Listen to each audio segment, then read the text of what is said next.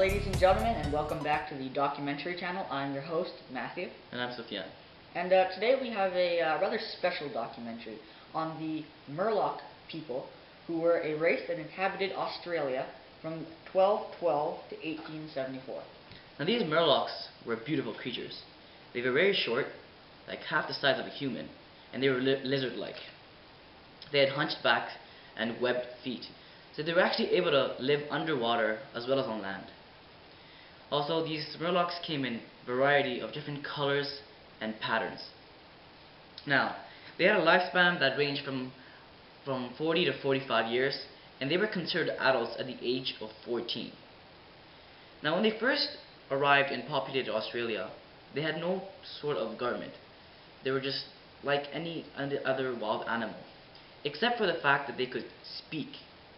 So they actually spoke a language called Nurglish. Yes. Now, although the Murlocs had no form of government originally, they formed their first government by an election in 1331, where leader Wata was elected.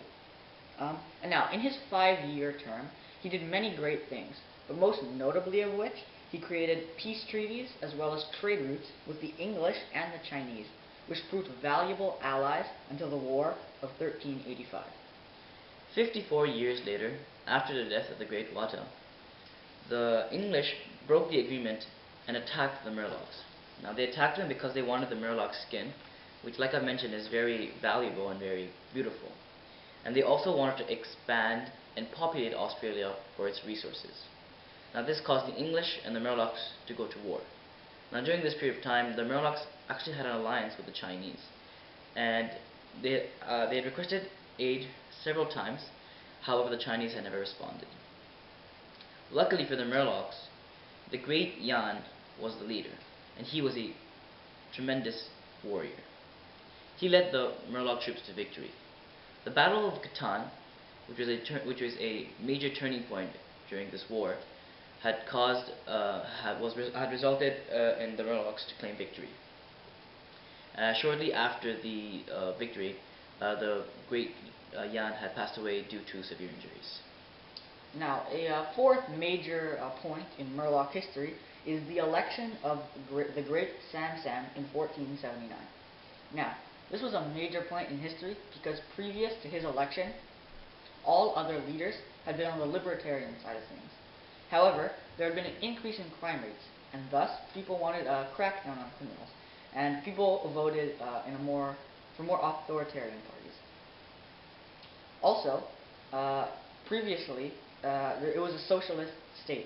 However, people wanted capitalism due to the increase in popularity of the Plogar religion. Now, the Plogar religion was the religion that most Murlocs practiced, and this religion involved looking at nature in the highest regard, and thus one of their most important beliefs was survival of the fittest, and being a capitalist state enabled them to implement this value into their economy. So the country of Wada is divided into two provinces, Aqua and Terra. Why don't you tell the folks back at home a bit more about Aqua? You know what? I just might.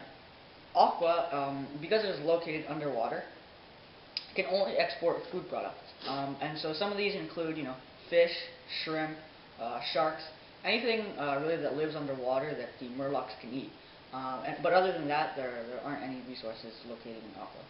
Well, Terra, on the other hand, is the land portion of the country, and it is where they get most of their resources from, such as timber, coal, tobacco, uranium, iron, copper, and the list goes on. So they use these resources for the construction of buildings, roads, as well as tools. Now the Murlocs cannot live in very dried areas such as deserts, so they actually cannot populate all of Terra. Their ideal location are rainforests, and their capital city, Yanistan, is placed in the largest of these rainforests. Well, that's all the time we have for today, folks. See you next time on the documentary channel.